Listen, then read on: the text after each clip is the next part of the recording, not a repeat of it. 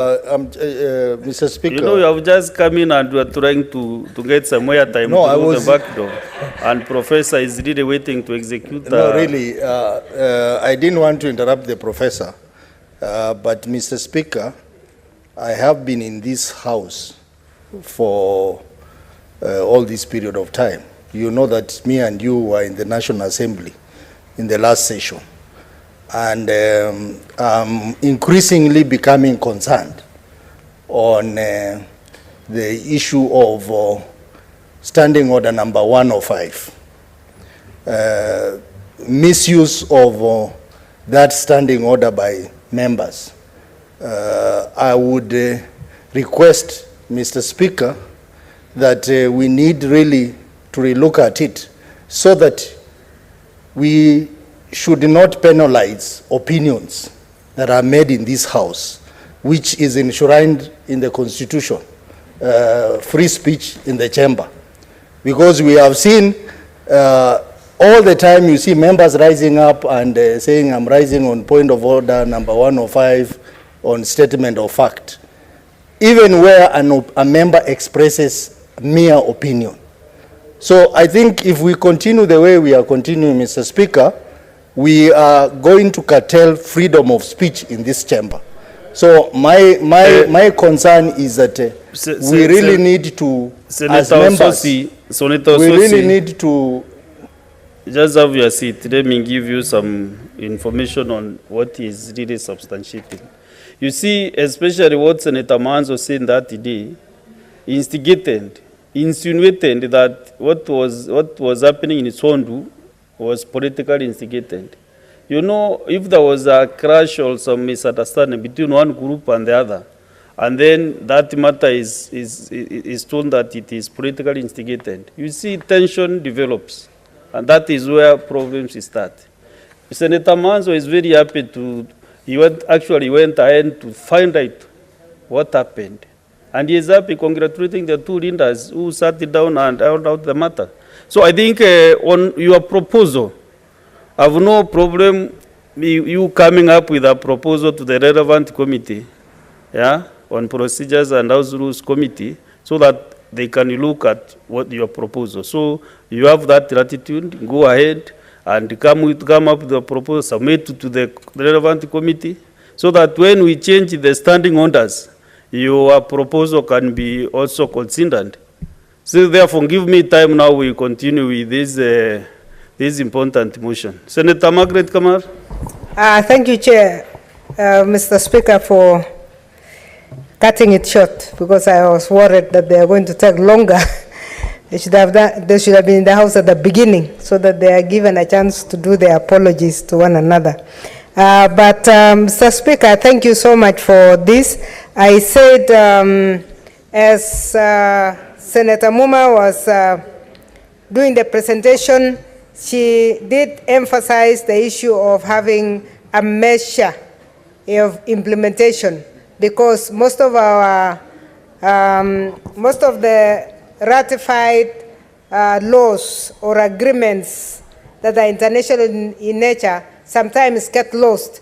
And I'm very happy that she has picked this and has even pointed out the ministry, relevant ministry, that should work with the Council of Governors. Mr. Speaker, this is a very important motion for the Senate. It is very important for the Senate because of the fact that most of the items picked, as was articulated by a colleague who spoke before me, are really within the tenet of the Senate as far as Schedule 4 is concerned. And I want to touch, Mr. Speaker, I also need protection from colleagues who want to interfere with you. Yeah, the honorable senators, can you get your seat?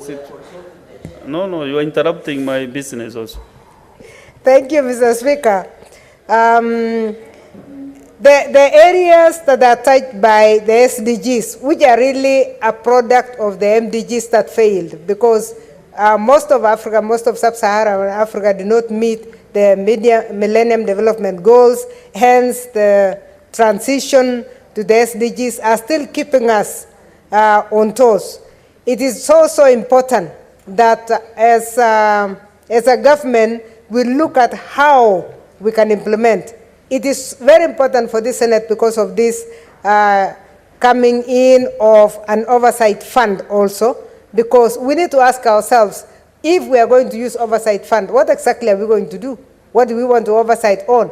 And this could really form a major part of the agenda, because we can look at the various sectors and get our committees to go to serious business, to go to the ground and check how we can move our people out of poverty. Poverty is something that has hung around us for too long, far too long, Mr. Speaker. We should not be having anybody below the poverty line in this country, because this is something that should have been solved in the 50 years of our independence, but we are still faced with that. We now have an opportunity as a country that has devolved funds.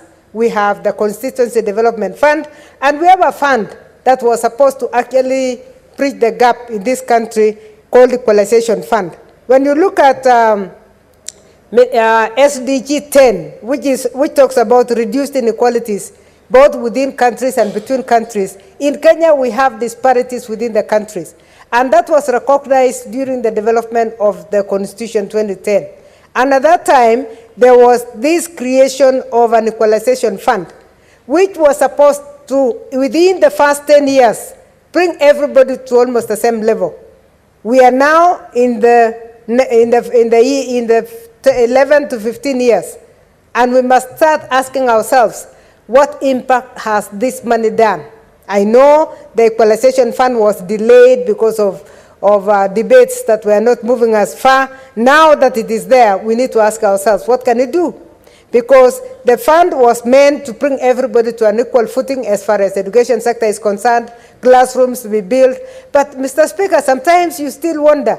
You have children in this country studying under trees with CDF in millions, with counties having money in millions. Why should we have our children studying under trees? Mr. Speaker, we still have the water issue. Water and sanitation is SDG number 6. Why should we be reminded every day that our children are drinking dirty water?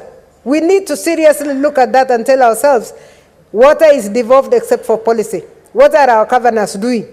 Can we make sure that governors give us a roadmap on how they are going to implement that? It is very unfortunate because during campaigns we tell women that as soon as you employ me, I'm going to focus on the area of water so that every homestead has water. How far have we done? We've pushed it into the devolved government. Water is devolved, but how many homesteads have water as we are talking? Mr. Speaker, zero hunger. This one saddens me a lot because I did agriculture. I was an extension officer in agriculture for many years before I joined the university to lecture in the same field of agriculture for many years.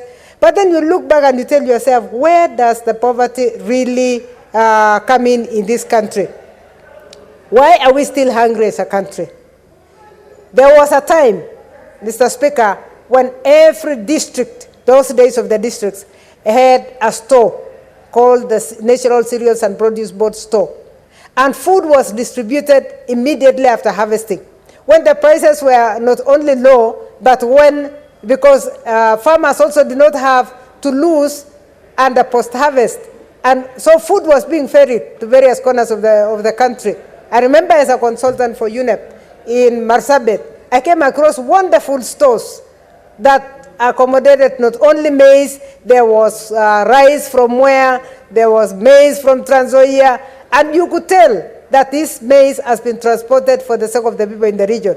At that time, the focus on poverty eradication was very high.